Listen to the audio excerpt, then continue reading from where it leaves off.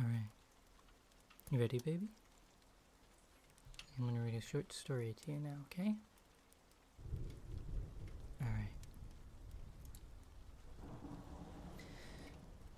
Chivalry. Miss Whittaker found the Holy Grail. It was under a fur coat. Every Thursday afternoon, Miss Whittaker walked down to the post office to collect her pension, even though her legs were no longer what they were. And on the way back home, she would stop in at the Oxfam shop and buy herself a little something.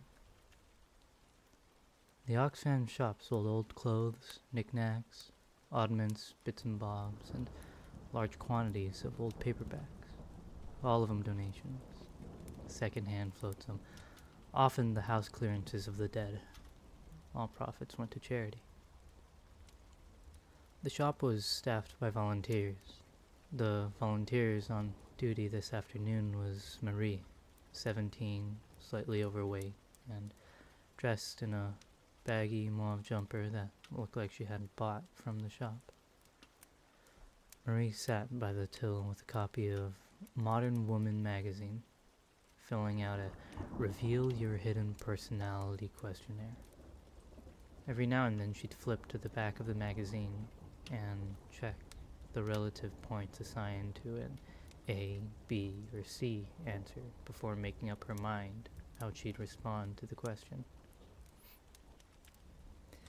Miss Whittaker puttered around the shop. They still hadn't sold the stuffed cobra, she noted.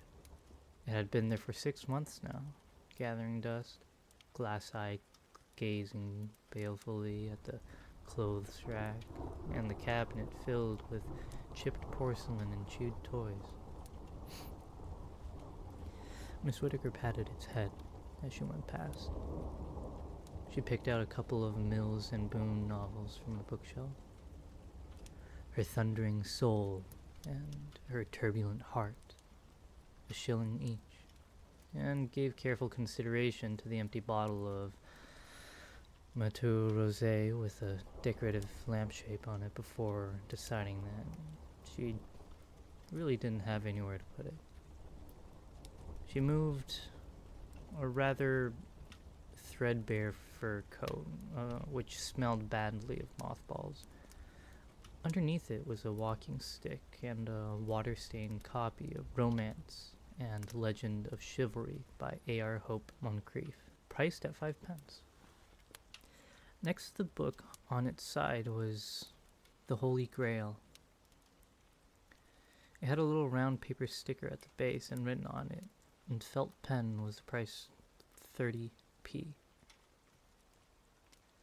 Miss Whittaker picked up the dusty silver goblet and appraised it through her thick spectacles. "This is nice," she called to Marie. Marie shrugged. "It'll look nice on the mantelpiece." Marie shrugged again. Mrs. Whittaker gave 50 pence to Marie, who gave her 10 pence change and a brown paper bag to put the books and the Holy Grail in. Then she went next door to the butcher's and bought herself a nice piece of liver. Then she went home. Inside the goblet was thickly coated with a brownish-red dust. Mrs. Whittaker washed it out with great care, then left it to soak for an hour in warm water with a dash of vinegar added. Then she polished it with a metal polish until it gleamed, and she put it on the mantelpiece in her parlor, where it sat between a small soulful china basset hound and a photograph of her late husband, Henry, on the beach at Frinton in 1953. She had been right. It did look nice. For dinner that evening, she had the liver fried in breadcrumbs with onions. It was very nice. The next morning was Friday. On alternate Fridays, Mrs. Whittaker and Mrs. Greenberg would visit each other. Today was Mrs. Greenberg's turn to visit Mrs. Whittaker. They sat in the parlor and ate some macarons and drank tea. Mrs. Whittaker took 1 sugar in her tea, but Mrs. Greenberg took sweetener, which she always carried in her handbag in a small plastic container. That's nice, said Mrs. Greenberg, pointing to the grail. What is it? Oh, it's the Holy Grail, said Mrs. Whittaker. It's the cup that Jesus drank out of at the Last Supper. Later, at the crucifixion, it caught his precious blood when the centurion's spear pierced his side. Mrs. Greenberg sniffed. She was small and Jewish and didn't hold with unsanitary things. I don't know about that, she said. But it's very nice. Our Myron got one just like that when he won the swimming tournament, only it's got his name on the side. Is he still with that nice girl, the hairdresser? Bernice, oh yes, they're thinking of getting engaged, said Mrs. Greenberg. That's nice, said Mrs. Whittaker. She took another macaron. Mrs. Greenberg baked her own macarons and brought them over every alternate Friday. Small, light brown biscuits with almonds on top. They talked about Myron and Bernice, and Mrs. Whittaker's nephew, Ronald, she had no children, and about their friend, Mrs. Perkins, who was in the hospital with her hip. Oh, poor dear. At midday, Mrs. Greenberg went home, and Mrs. Whittaker made herself cheese on toast for lunch. After lunch, Mrs. Whittaker took her pills, the white and red, and 2 little orange ones. The doorbell rang. Mrs. Whittaker opened the door.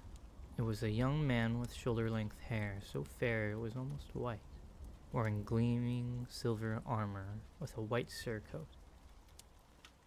Hello, he said. Hello, said Mrs. Whittaker. I'm on a quest, he said. That's nice, says Mrs. Whittaker non-committally. Can I come in? Mrs. Whittaker shook her head. I'm sorry, I don't think so, she said. I'm on a quest for the Holy Grail, the young man said. Is it here? Have you gotten any identification? Mrs. Whittaker asked. She knew that it was unwise to let an unidentified stranger into your home when you were elderly and living on your own. Handbags get emptied and, well, worse than that. The young man went back down the garden path, his horse a huge gray charger, big as a shire horse, its head high and its eyes intelligent, was tethered to Mrs. Whittaker's garden gate. The knight fumbled in the sandbag and returned with a scroll. It was signed by Arthur, King of all Britons, and charged all persons of whatever rank or station to know that here was Galad, Knight of the Round Table, and that he was on a right high and noble quest. There was a drawing of the young man below that. It wasn't a bad likeness. Mrs. Whittaker nodded. She had been expecting a little card with a photograph on it, but this was far more impressive. I suppose you had better come in, she said. They went into their kitchen. She made Galad a cup of tea. She then took him into the parlor. Galad saw the grail on her mantelpiece and dropped to one knee. He put down the teacup carefully on the russet carpet.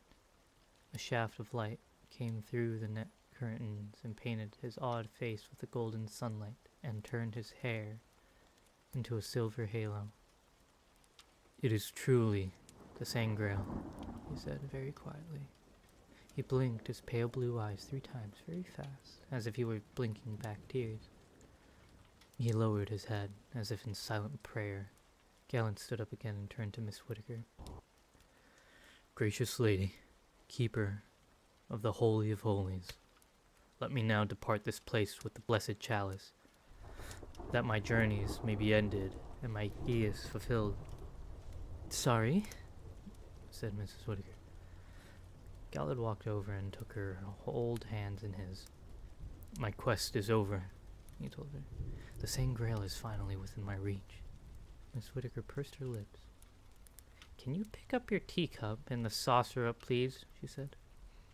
Galad picked up his teacup apologetically. No, I don't think so, said Miss Whittaker. I rather like it there. It's just right, between the dog and the photograph of my Henry. Is it gold you need? Is that it? Lady, I can bring you gold. No, said Mrs. Whittaker. I don't want any gold, thank you. I'm simply not interested. She ushered Galad to the front door. Nice to meet you. His horse was leaning its head over the garden face, nibbling her gladioli. Several of the neighborhood children were standing on the pavement watching it. Galad took some sugar lumps from the saddlebag and showed the braver of the children how to feed the horse, their hands held flat. The children giggled. One of the older girls stroked the horse's nose. Galad swung himself up onto the horse with one fluid movement. Then the horse and the knight trotted off down Hawthorne Crescent. Mrs. Whittaker watched them until they were out of sight, then sighed and went back inside. The weekend was quiet. On Saturday, Mrs. Whittaker took the bus into Maresfield to visit her nephew, Ronald, his wife, Ephonia, and their daughters, Clarissa and Dillian. She took them a currant cake she baked herself. On Sunday morning, Miss Whittaker went to church.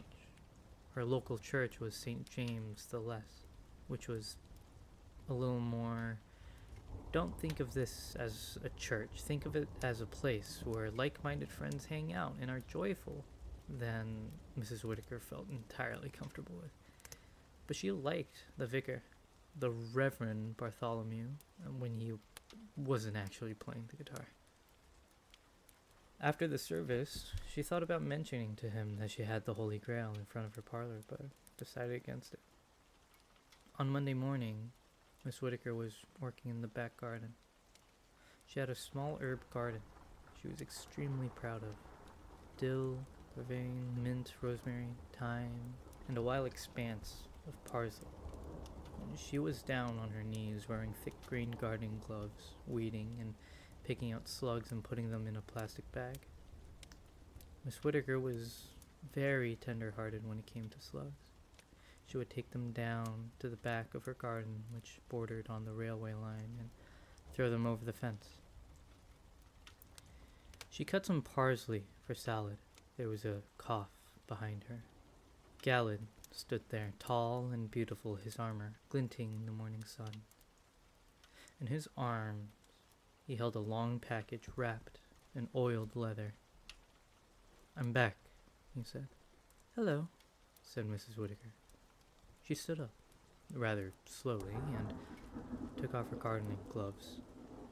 "Well," she said, "now you're here, you might as well make yourself useful." She gave him the plastic bag full of slugs and told him to just tip the slugs out over the back of the fence. He did. Then they went into the kitchen. "Tea or lemonade?" she asked. "Whatever you're having," Galahad said. Miss Whittaker took a jug of her homemade lemonade from the fridge and sent Galahad outside to prick a sprig of mint. She selected 2 tall glasses. She washed the mint carefully and put a few leaves in each glass, then poured the lemonade. "Is your horse outside?" she asked. "Oh, yes. His name is Grizzle." "And you've come a long way, I suppose?" "A very long way." "I see," said Miss Whittaker. She took a blue plastic basin from under the sink and half filled it with water. Galahad took it out to Grizzle. He waited while the horse drank and brought the empty basin back to Miss Whittaker. "Now," she said, "I suppose you're still after the Grail." "Aye, still do I seek the Sangreal," he said. He picked up the leather package from the floor, put it down on her tablecloth, and unwrapped it. "For it, I offer you this." It was a sword, its blade almost 4 feet long. There were words and symbols traced elegantly along the length of the blade. The hilt was worked in silver and gold, and a large jewel was set in the pommel. "It's very nice," said Miss Whittaker doubtfully. "This," said Galahad, "is the sword of Balmung, forged by Wayland Smith in the dawn times. Its twin is Flamebird, who wears its unconquerable in war, invincible in battle, Who wears it is incapable of a cowardly act or an ignoble one. Set in its pommel is the sardonyx burcone, which protects its possessor from poison slipped into wine or ale, and from the treachery of friends. Miss Whittaker peered at the sword. It must be very sharp, she said after a while.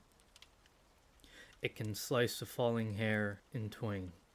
Nay, it could slice a sunbeam, said Galahad proudly. Well then, maybe you ought to put it away, said Miss Whittaker. Don't you want it? Galahad seemed disappointed. No, thank you, said Miss Whittaker. It occurred to her that her late husband Henry would have quite liked it. He would have hung it on the wall in his study next to the stuffed carp he had caught in Scotland and pointed out to visitors. Galahad wrapped the oiled leather around the sword balmung and tied it up with a white cord. He sat there, disconsolate. Miss Whittaker made him some cream cheese and cucumber sandwiches for the journey back and wrapped them in greaseproof paper. She gave him an apple for Grizzle. He seemed very pleased with both gifts. She waved them both goodbye.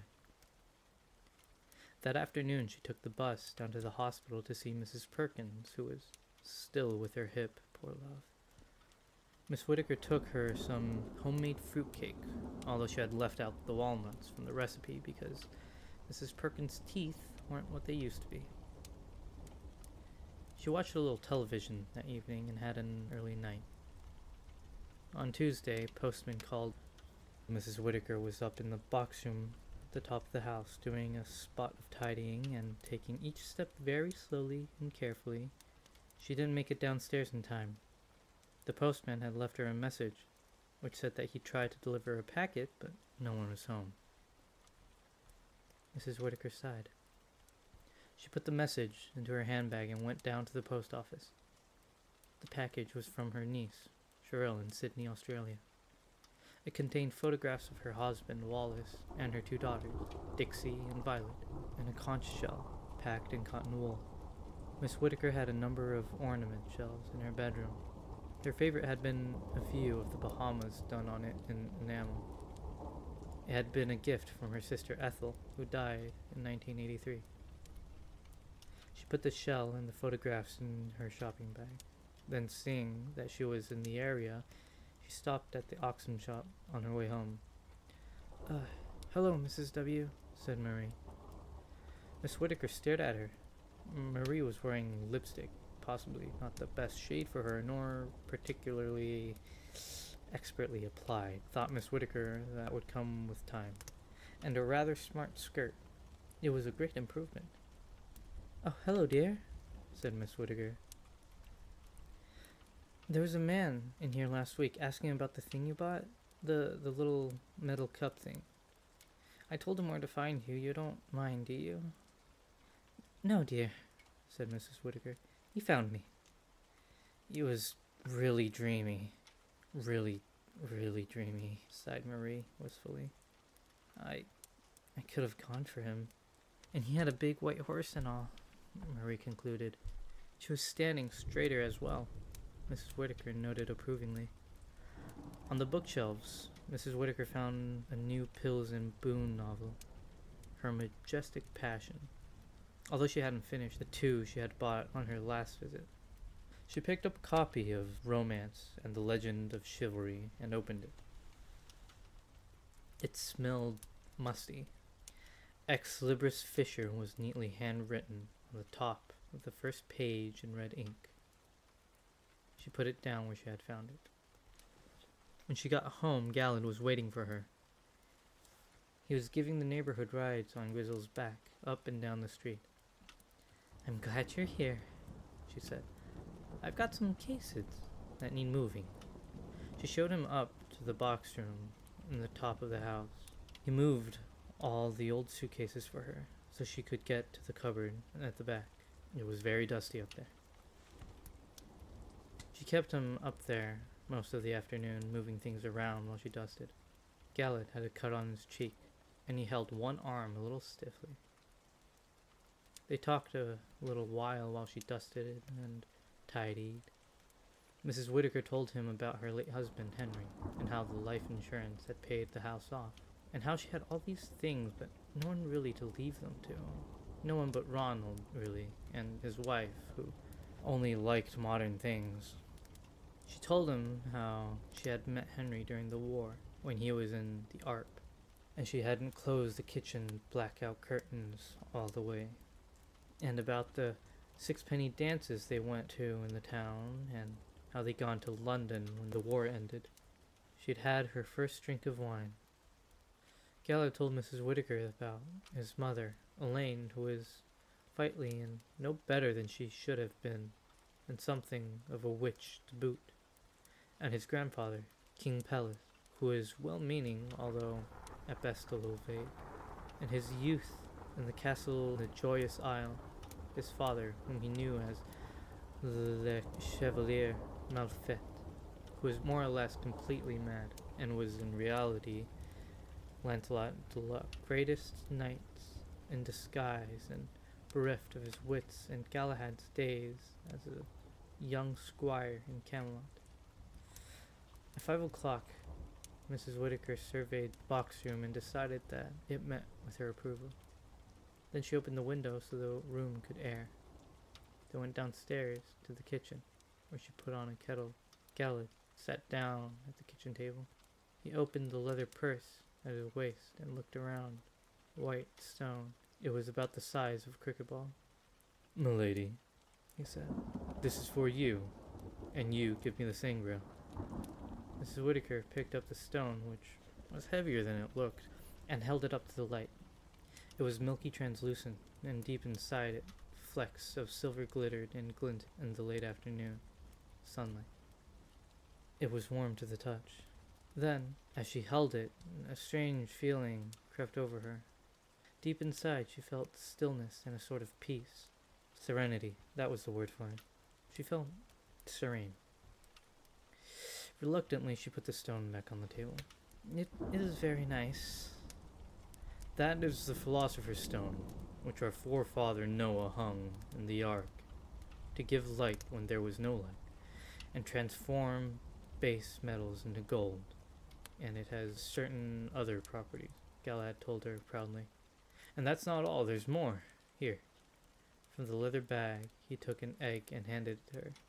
It was the size of a goose egg, and was a shiny black color molted with scarlet and white. When Miss Whitaker touched it, the hairs on the back of her neck prickled. Her immediate impression was one of incredible heat and freedom. She had heard the crackling of distant fires, and for a fraction of a second she seemed to hold herself far above the world, swooping and diving on wings of flame. She put the egg down on the table. "That is the egg of the phoenix," said Galahad. "From far Araby it comes. One day it will hatch out into a phoenix bird itself, and when the time comes the bird will build a nest of flame, lay its egg and die, to be reborn in the flame and the larger age of the world." "I thought that's what it was," said Miss Whitaker.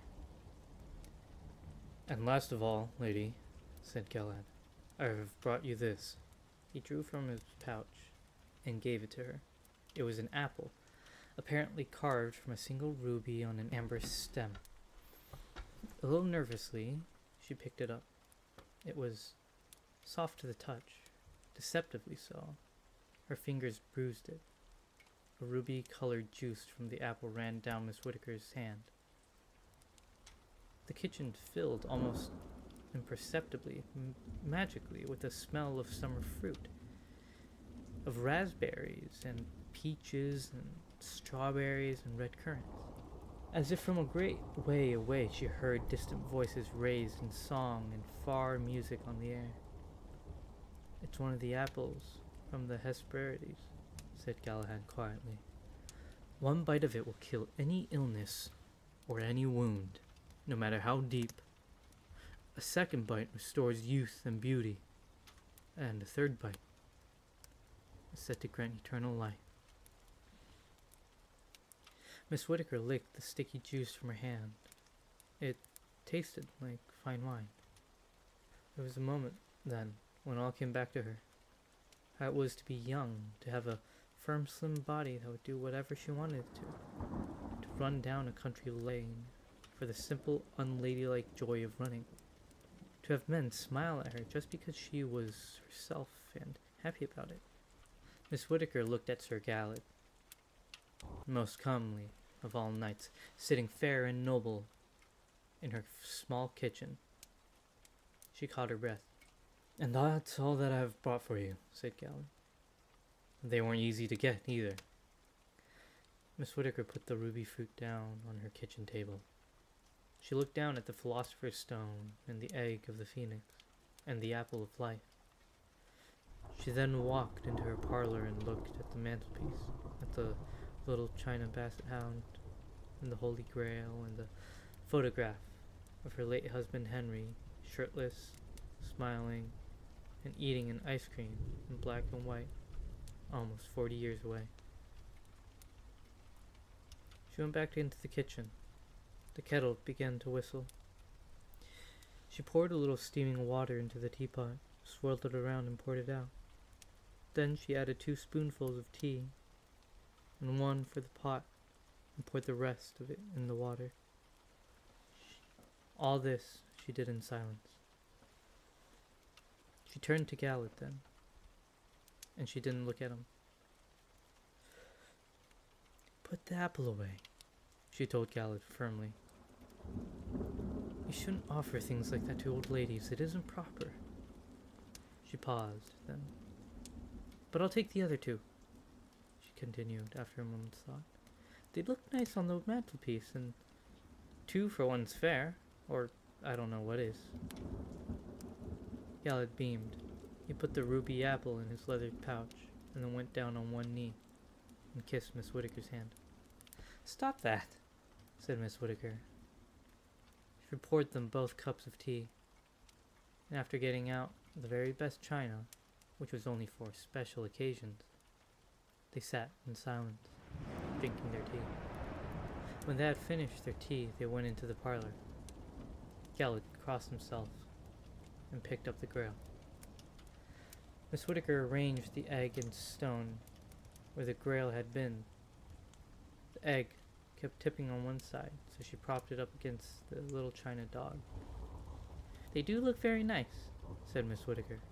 "Yes," said Galahad. "They look very nice."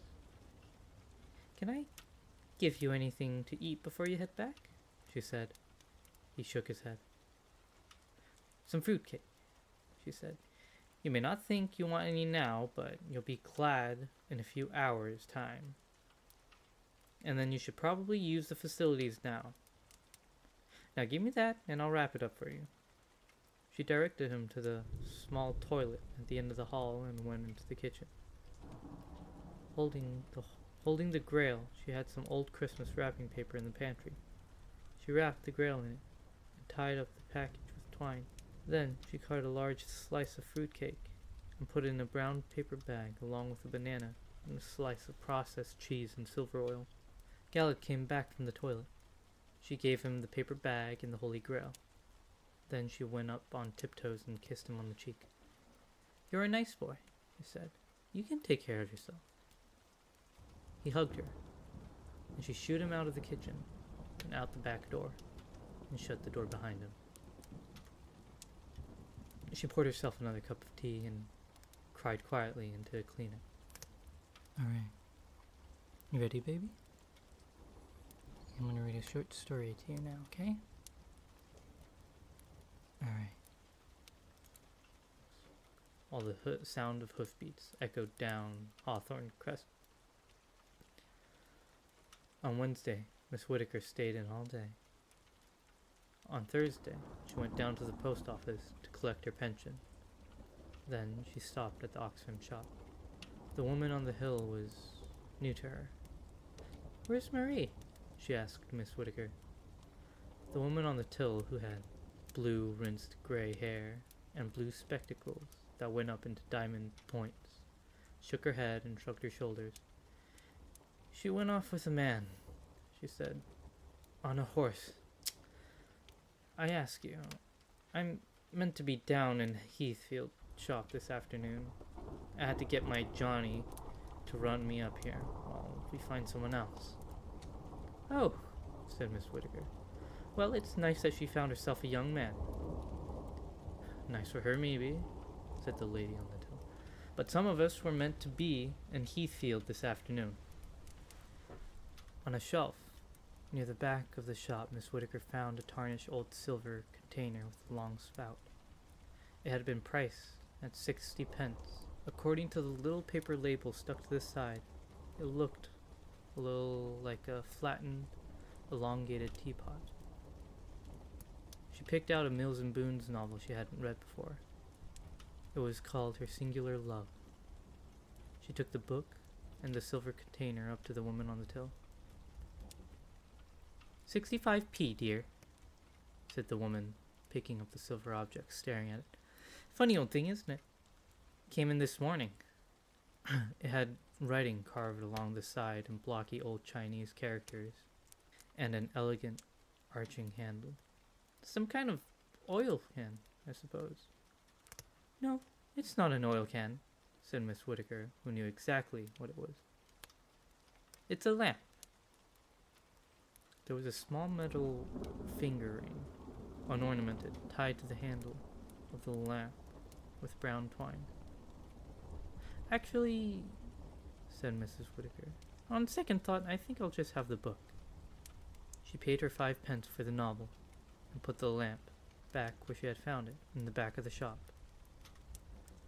After all, Miss Whittaker reflected as she walked home, it wasn't as if she had anywhere to put it. Alright, that's the end of that short story. Good night. I love you.